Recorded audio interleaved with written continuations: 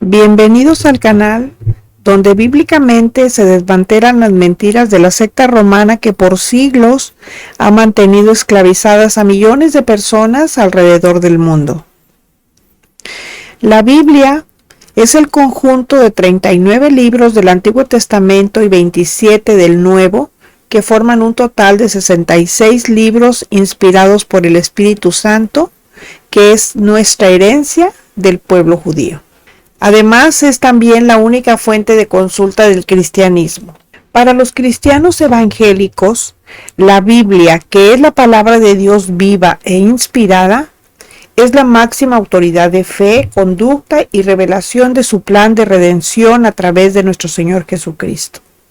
Es considerada libro sagrado y vivo que guía la vida espiritual, enseña la voluntad divina y transforma vidas al ser la principal forma en que Dios se comunica revelando su carácter, amor y voluntad para sus hijos. Fue escrita por autores humanos a lo largo de los siglos. Los cristianos creemos que fue inspirada por el Espíritu Santo, lo que la hace infalible. Proporciona sabiduría, es guía práctica y sirve como norma suprema para la fe y el comportamiento. Narra la relación entre Dios y los hombres. Se centra en la creación, la caída y redención a través de la vida, muerte y resurrección de Jesucristo y la promesa de la vida eterna.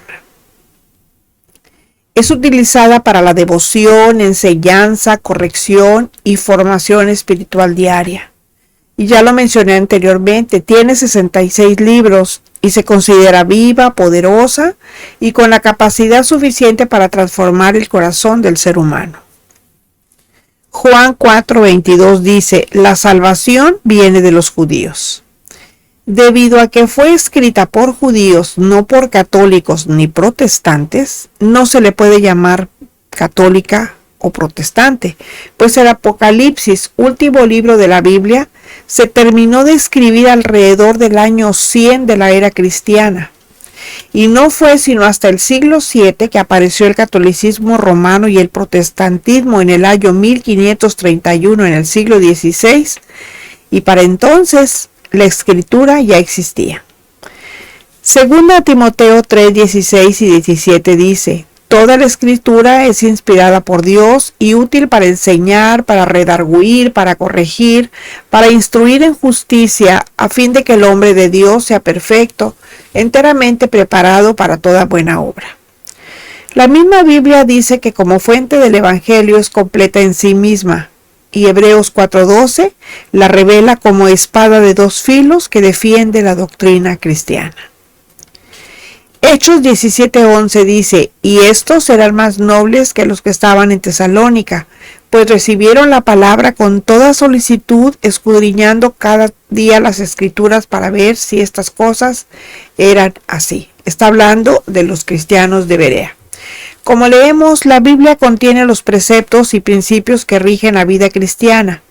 Y para no cometer los mismos errores del catolicismo romano y de las falsas sectas que abundan en el mundo, debe ser consultada por todo evangélico comprometido con la verdad.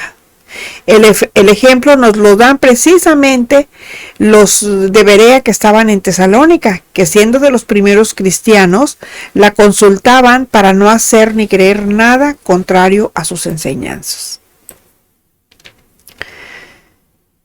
Tener conocimiento de la historia verdadera y de los pueblos paganos con los cuales entró en contacto el catolicismo romano nos ayuda para discernir cuáles enseñanzas paganas practicadas por los católicos fueron tomadas y acomodadas a la Biblia en versículos torcidamente interpretados por Pedro Lombardo y el Concilio Lateranense del año 1215 después de Cristo. La diferencia en la terminología usada entre una Biblia y otra se debe a las diferentes traducciones o versiones, ya que actualmente está traducida a más de 1,300 idiomas y dialectos debido al esfuerzo de cristianos que dejaron la comodidad de sus hogares para convivir en condiciones miserables con pueblos atrasados, aprender sus lenguas y traducir a ellas el mensaje de salvación en Cristo. Pero si hablamos de Biblia adulterada, tenemos la de los testigos de Jehová, donde se han alterado todos los versículos que hacen mención a nuestro Señor Jesucristo como Dios eterno, creador de todas las cosas, formando la Trinidad con el Padre y el Espíritu Santo. San Jerónimo es el padre de la Biblia católica, que además tradujo 7 libros a los cuales llamó apócrifos. La Biblia en el Antiguo Testamento fue escrita en hebreo clásico, con excepción de algunos pasajes de Esdras, Jeremías y Daniel que fueron escritos en arameo. El Nuevo Testamento se escribió íntegramente en griego koiné. A fines del siglo IV, la Iglesia Política de Roma todavía no tenía una Biblia o escritura en latín, así que Teodosio, el emperador romano de Occidente, quien fungía como su cabeza política visible, encargó a Jerónimo, un erudito de Asia Menor, la traducción al latín de los escritos sagrados. Esa traducción, realizada por Jerónimo, se llama Vulgata Latina, y a partir del siglo V y posteriormente, cuando nació el catolicismo romano en el siglo VII, fue el texto oficial de la Iglesia Política de Roma, que por cierto, no tiene nada de espiritual. Jerónimo entregó al emperador Teodosio, cabeza visible de la Iglesia de Roma, su traducción de la Biblia casi terminando el siglo IV, advirtiéndole algo, abro comillas. Le dijo: he puesto 7 libros más en la parte del Antiguo Testamento de la Biblia, los cuales no forman parte del libro sagrado, porque sus autores, los judíos, nunca los admitieron como parte de la Escritura, ya que contradicen el resto de la Biblia, además de que nunca fueron citados por Jesucristo.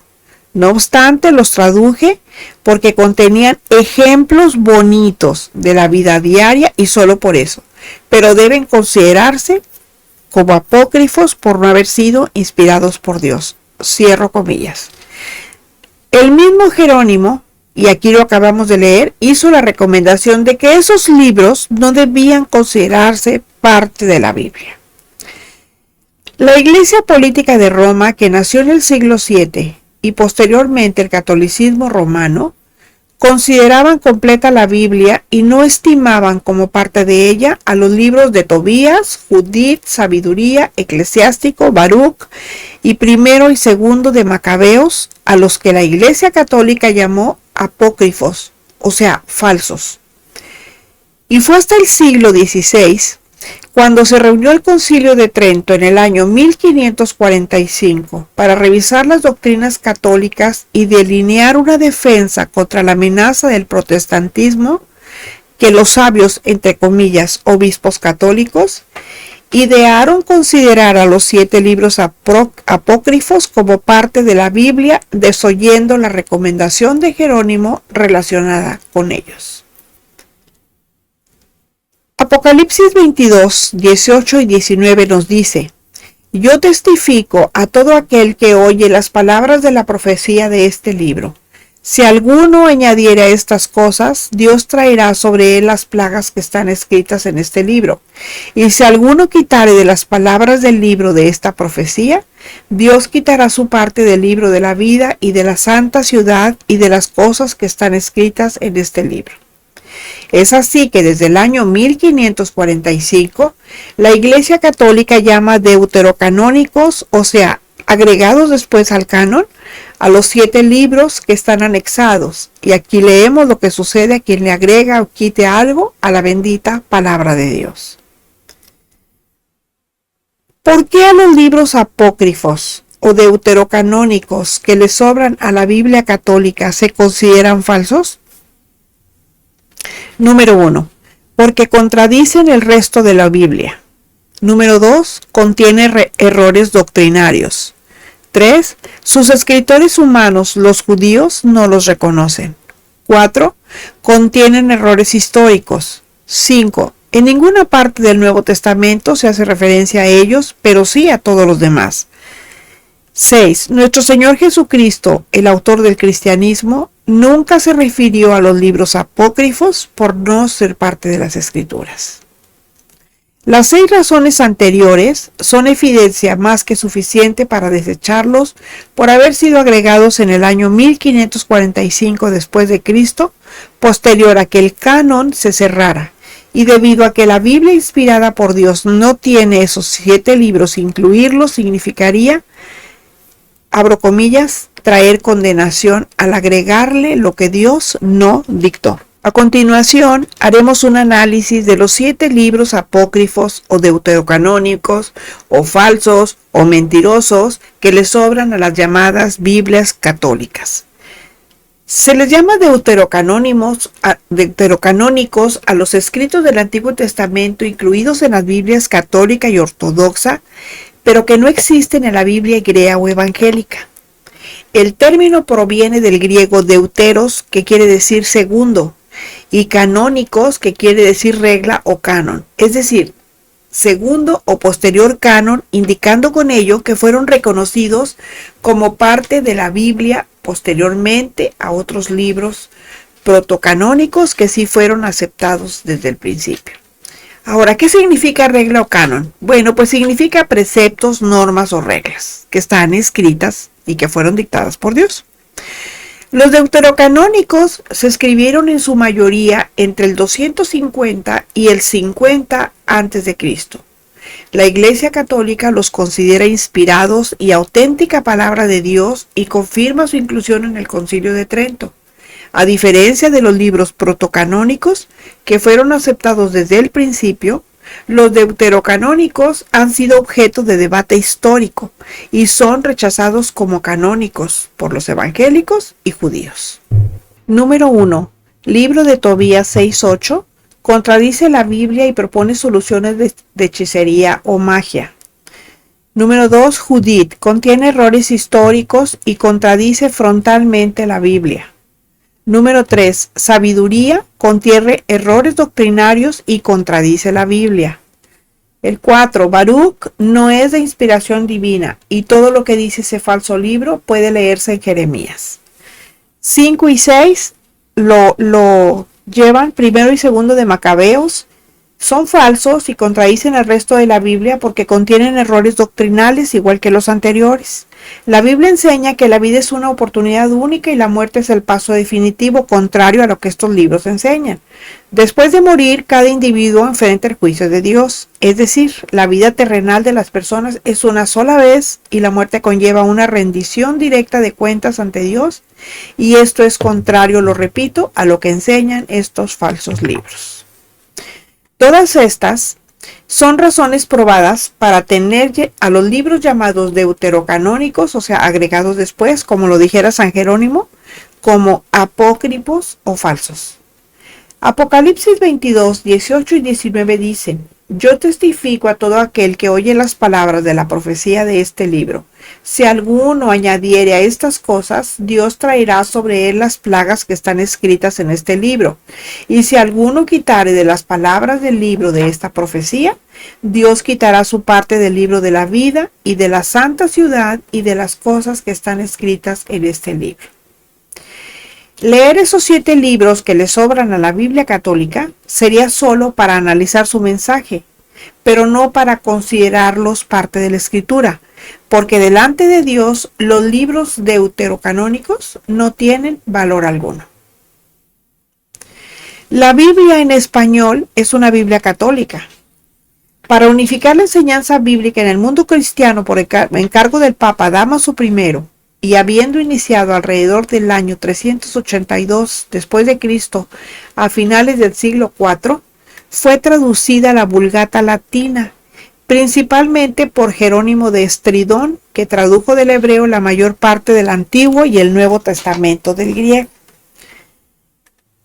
Posteriormente, la primera traducción de la Biblia completa desde los idiomas hebreo y griego al castellano fue realizada por Cipriano de Valera y Casiodoro de Reina, 2 monjes jerónimos españoles convertidos al cristianismo evangélico y a quienes sus superiores les encomendaron la traducción al español de la Biblia católica conocida como Vulgata Latina de San Jerónimo.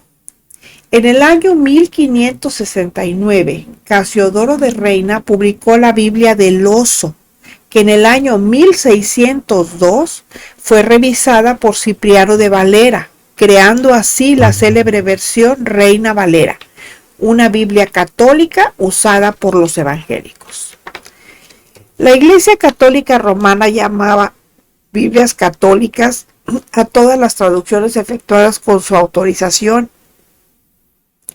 y Cipriano de Valera y Casiodoro de Reina en el siglo XVI, quienes vivieron en un convento los años que siguieron a la Reforma Protestante en España, fueron los traductores oficiales de una de las versiones bíblicas más conocidas a nivel mundial. Los únicos libros que no tradujeron al español fueron los 7 libros de la Vulgata latina, a los que Jerónimo llamó apócrifos porque eran falsos, y que tradujo al latín solo por sus ejemplos. Sin embargo, aclaró que no formaban parte de la Biblia. Casiodoro de Reina tardó 20 años trabajando en la traducción y fue sorprendido por la muerte. Cipriano de Valera terminó 12 años después. Pero tanto Casiodoro de Reina como Cipriano de Valera descubrieron que la salvación es gratuita y que ha sido ganada por Cristo, que solo basta con creerlo con fe para tener la seguridad de la salvación desde el momento de recibir a Cristo como Salvador personal. Tal como lo dice Juan 5:24, de cierto les digo, que el que oye mi palabra y cree al que me envió, tiene vida eterna y no vendrá a condenación, mas ha pasado de muerte a vida. Cuando Cipriano de Valera terminó la traducción de la Biblia al español, empezó a predicarles las verdades de la Biblia a sus compañeros del convento, pero la mayoría empezaron a acusarlo de hereje, denunciándolo ante la Santa Inquisición. Cipriano de Valera se dio cuenta del peligro que corría su vida y escapó del convento con la valiosa traducción de la Biblia católica que nos legó.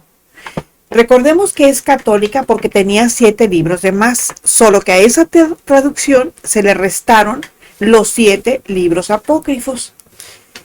La traducción realizada por Reina y Valera es hasta el día de hoy reconocida como la mejor traducción al español y es leída por multitudes alrededor del mundo, incluyendo una cada vez mayor cantidad de católicos.